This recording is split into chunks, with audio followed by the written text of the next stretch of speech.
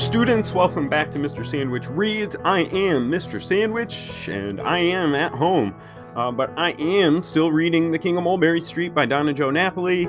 I'm noticing, and it's really bugging me, I hope it's not bugging you as much as it's bugging me, but down in this corner, for some reason the camera is just, it doesn't matter if I move it or what, it's just, there's like a dark spot. So I gotta up my camera here. But this is what I got, so we'll roll with it. When we left off last, at the end of chapter 7, if you remember Dom at the beginning of chapter 7, I guess I should say, he was thrown into the water, he was thrown off the boat, he was found trying to hide away again so he could go back to Napoli. He was at Ellis Island, and he was, at the end of the chapter, he's fighting back tears. He just wants to go home, he just wants to see Mama. And also his tassels, his grandfather's prayer shawl tassels were gone. And he says, America, just like Napoli, has thieves. So let's see here. What's next for Dom? Chapter 8, this is on page 55, is called On Land. When it was time to disembark, men put gold chains around their necks, then ties and vests and coats, and they combed their mustaches. Women pinned their hair and put on jackets and fancy shoes with big wooden heels on any number of rings. Even the children sprouted boots and coats. I was a scognizo compared to them, and I was the only one missing a label. They all had a big number 3 pinned to their jackets for 3rd class. I tucked my shirt in my pants and smoothed the front of it. So you can imagine if you were fleeing, if you were a refugee or an immigrant. A refugee is somebody who's forced to escape, who's leaving because of push factors. But if you're traveling this way, there's not a lot. You're 3rd class. It's not like you're going to have a lot of. You're going to have somebody, carrying your luggage for you. So they're putting on everything they can because the packing room is limited. So if you're on the go, it's basically layer up because you're taking what you can carry on your back. The men carried baggage in both hands, so did the women, unless they were carrying a child or two. Some had an infant strapped to their chest. Everyone clenched their health certificate in their teeth. I held my padded cloth and tried to blend in. I had a plan. As we filed along, I was going to duck into the cow house. It had worked last time, almost. All I needed was to stay on this ship until it left for home. But when I opened the cow house door, the woman behind me shouted, and a man from Napoli pulled me back into the crowd. He said, "What? You want to go to England? America is better." Stupid me to think that because this ship had left from the port of Napoli, it would return there. Now I needed another plan. The crowd carried me along, deafened by boat horns blasting from every direction, down the plank, around crates and animals and wagons on the pier, into the customs building. When it was my turn, the officer simply waved me past, and again the crowd carried me, this time onto a barge, men going to one side and women and children to the other. They piled the baggage between us. In less than half an hour, we were ferried across to Ellis Island, and our shipload of passengers merged with shiploads from all over the world. Okay, so it seems like he wasn't at Ellis Island, but the dock near Ellis Island, and then they go to Ellis Island for all like the certification stuff and to be processed. Let's see. Shiploads emerged. Shiploads from all over the world. Let's see. I'll just start at the beginning of the paragraph. In less than half an hour, we were ferried across to Ellis Island, and our shipload of passengers merged with shiploads from all over the world. No one understood anyone else. We went into a giant building. I'd never seen a building with wood walls. In Napoli, only shacks were made of wood, not homes, and certainly not official buildings. On the bottom floor was a baggage area. Everyone was told to place their belongings there, but no one wanted to. The official kept saying that they could fetch them after they'd passed through the registration room upstairs. Still, no one put anything down, so everybody's afraid to lose their stuff. The official lost patience. He barked at us. Everyone's eyes darted around, then they opened their bundles and layered extra clothes onto already sweating bodies. Around their necks, they hung picture lockets and saint medals and keys to the homes they'd left behind. They loaded their pockets with bone fans and wood pipes and rolling pins and little bottles and all kinds of documents. A woman from Napoli took out a needle and thread and sewed letters from her dead husband onto the hem of her skirt. She said they were love letters. Some people locked their fingers around the handles of their suitcases and simply refused to give them up. Mama's voice called, "Tesoro, tesoro mio."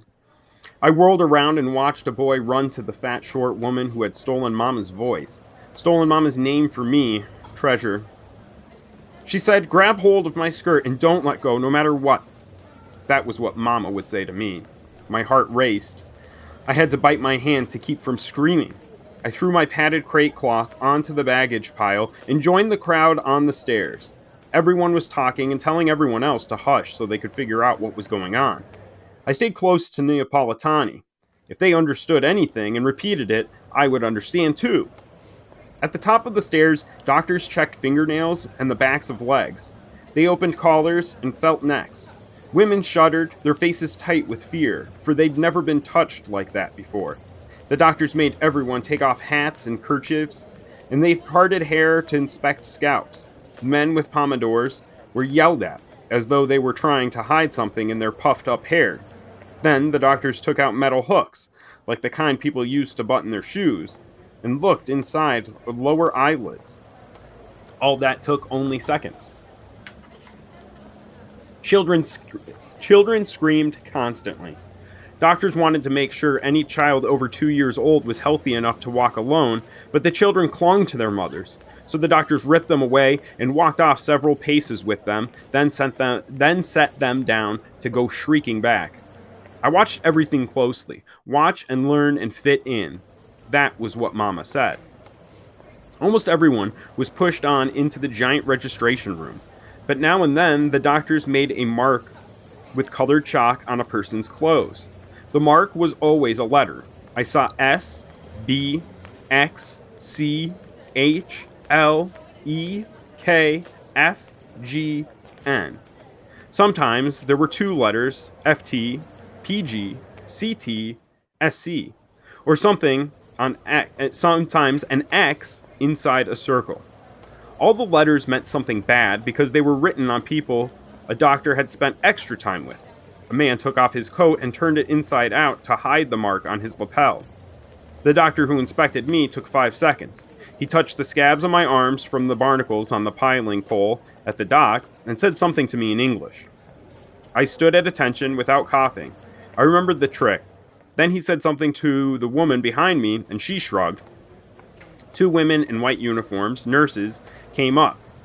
One pulled me to the side. She did things with her hands, sticking up 1 finger, then 5, then 3, or forming an O with her thumb and index finger. The other woman mimicked her. Then the nurse turned to me and made a shape with her hand. She waited. I looked at her. The other nurse mimicked the shape. They both looked at me, and I got it. I made the shape. The first nurse took me through several shapes, then she drew shapes on a piece of paper and I had to copy them. She smiled at me and patted me on the back and pointed for me to go join the lines in the registration room. I passed another test, though what it meant was beyond me. I got in line and looked back at the nurses. They were still watching me with suspicious eyes now. So I moved ahead through the line, out of their sight, till I found 2 men speaking Neapolitano. I stood behind them and looked up at their faces as though I knew them. After a while, I snuck a glance back. The nurses were testing someone else. I heard a man say they were testing for idiocy, so they thought I was an idiot. This was the first time in my life I've ever stood in a real line. Neapolitani waited for things in clusters. But here, there were 3 strict lines. I was in the one on the left. I couldn't see the front, so I kept my ears open, and I looked out the side windows at the Statue of Liberty. She was green in this light, and her torch was bright gold. A barge pulled in with more people. Where would they all fit? I looked at the floor. It was tiled like any floor in Napoli, but it was dirty. Why was everyone coming to a place where people worked in wood buildings with dirty floors? The lines moved slowly, but finally I could see an inspector at the head of each one. The inspector for my line, from my line, excuse me. The inspector for my line questioned everyone in English. When they answered in another language, he called over a man in uniform who could speak every language in the world. The men in front of me called him a translator. Everyone handed over documents and pulled money out of their pockets and hems of coats. The inspector asked questions and handed it all back, including the money. A woman in the next line cried to her husband. She wasn't from Napoli, but I could understand her. Their child had gotten a chalk mark on his jacket because he was sick. The nurses said they'd have to take him away. She was afraid to let him go. At the same time, she was afraid that if she didn't, they'd all be sent back. I wanted to tell her they'd be lucky if they were sent back. As soon as I reached that inspector, I would tell him everything and be sent home. The two Neapolitani in front of me practiced what they were going to say. One of them played the inspector. "Do you have a job?" The other answered, "Yes." "No," said the first one. "It's illegal to have a padrone who got you a job ahead of time. You say no." "But we paid all that money. We have a padrone, right?" "Of course we do. He's waiting for us when we get out." "Okay, second question. Where are you going to live?" "I don't know." "No! You say at my cousin's on Mulberry Street. With as little money as we have, unless we say we have a place to stay, they'll send us to the Board of Inquiry, who will send us back to Napoli. Listen, you be the inspector, ask me what I'll do in America." "What will you do in America?" "Anything. I will take any job I'm offered." "See? That's the right answer. Ask me about money." "What about money?" We have to have enough." "That's what I just said. Show the inspector all your money." He sighed. "They have to let us stay. We can't go back starving. We can't go back to starving." "Look, I'll answer first. Listen, and you say the same thing when it's your turn. Understand?" "I understand." I doubted the second man understood anything, but I understood, and I was happy. I had no money. They'd send me home for sure. Finally, the inspector talked to the two men. The translator spoke our language pretty good. The inspector checked their names against the ship's list. He asked if they could read, if they were sick, if they were married, if they'd committed crimes, what their occupations were, if they were anarchists, on, ending with how much money they had. The men couldn't write, so the translator wrote answers for them. I glanced over at the next line. The inspector there asked a woman if she was married. He asked her that shameless question with her child holding her hand right in front of her husband. She stiffened at the insult, and her husband objected in a fierce voice. Mama had to put up with insults because of me all the time. And it dawned on me. Right now, wherever she was, she didn't have to. Anyone new who met her didn't have to know she had a child. They could ask, "Do you have a child at home?" And she could answer no. She could get an office job, the right kind of job for someone who could read. Maybe she had one already. That would be good. If she had a job, she couldn't cry all day about missing me, and when I got back, she could keep the job, because her boss would realize by then how smart and useful she was. Life would be better. The man behind me pushed me forward. The inspector spoke to me in loud English. It was clear he was annoyed. He must have been talking to me while I was thinking about Mama. "I want to go to Napoli," I said. "Ah," said the translator, "another from Napoli. Where are your parents?" "Everyone I know is in Napoli." No, I'm talking about here. Where are your parents in this room?" "I'm alone. I want to go to Napoli. I have no money." The man lowered his head toward me. "What's your name?" Should I tell the truth? Beniamo? The name I was born with? Or Dom, the name the cargo crew had given me? "You know your name, boy. What is it?" I shook my head. "A lost child," said the translator. "There are lots of lost children," said another translator. He stood in front of the middle line, and in the way he talked, I knew he had grown up in Napoli. "Put him out on the front steps. His agent, some tricky padrone, will find him." "I don't think he has one." "He must have come on that big ship, the Città de Napoli. That ship's careful not to break the law. They don't let on children who belong to padrone. He must have lost his family." "Then his father's in this crowd," said the Neapolitano translator. Don't worry, the father will find him. He'll stay with you, then Giossi. I probably butchered that. I'm sorry, taking my best shot there at that Italian. I'm as busy as you are. I can't worry about a little scugnizo, which is like a street urchin, I think is basically the translation of a poor person, the lowest class. The Neapolitano translator turned away and spoke to the people at the front of that line. My inspector says you have to keep him beside you till his father shows up, the translator said, then gestured to the man behind me to come forward. I'm not babysitting him, said Giossi. Oh, it's a name. Okay, Giossi. Look, said my translator. He pointed at my shoes. This is no urchin. The father will be grateful. Maybe I should keep him myself to get the reward. Giossi blinked at my shoes. I might not have had socks, but my shoes looked beautiful. What am I supposed to do with you? All right, you've got shoes. You're somebody's little signori. Get over here and stand behind me. I stood behind Giossi.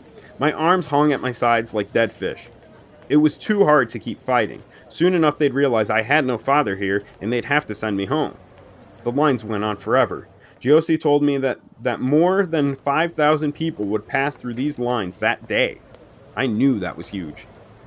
The immigrants were almost all men, some in their teens. They talked about how wonderful they knew America was, and how they would send for their wives and mothers and sisters soon, as though Giossi would be impressed and treat them better. But he didn't really look at them, and he did a lot of sighing. Many of the men held books and read to one another. When Giossi went to the bathroom, I asked the man at the front of the line, what are the stories about? He smiled proudly. These are no stories. This book is teaching me how to speak English. Listen, he spouted off gobbledygook. Then he waited. It took a second before I knew what he wanted. I clapped. He pressed his palm against his chest. I'm a skilled artisan, and now I speak English. I'm going to get a good job making beautiful furniture. His breath was foul, and I found myself staring at a tiny black bug jumping in his hair. I stepped away. Giossi came back, and the morning went by slowly. Every time I sank to a squat, he told me to stand again so my father could find me. My father. Mama hadn't ever told anyone who my father was.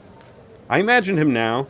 He'd have black eyes. His nose would be straight because mine was straight and Mama's was crooked. So I must have gotten my nose from him. He'd be able to read. Mama never would have chosen an uneducated man. Maybe Giossi was right. Maybe my father was here. I stared at each man. None of them looked at me. After a while, I switched to staring at the boys. They came in groups, ranging from 6 years old up, and most of them were with an uncle. Giossi whispered, Those men aren't really uncles. They're hired by the padrone to bring the boys over. A padrone pays a man's ticket. In return, the man watches over the boys until they get through immigration. Then the uncle, quote-unquote, goes on his way. Giossi brushed off his hand, and the boys begin work for the padrone. It's illegal, but that doesn't stop anyone. The boys were barefoot, skinny, and dirty. Their uncle barked orders, and they obeyed immediately. I stared at one boy. Mucus crusted his cheek, and there was a colored chalk mark on his shirt. His uncle pointed at me. That one. He's my nephew, too. Giossi shook his head as though he'd been right all along about me. Get over there behind your uncle. I don't know him, I yelped. I've never seen him before. The uncle grabbed me by the elbow and flung me behind him. Okay, so there's this system of padrone or padrone, which is basically like an illegal process for like smuggling somebody along through the border.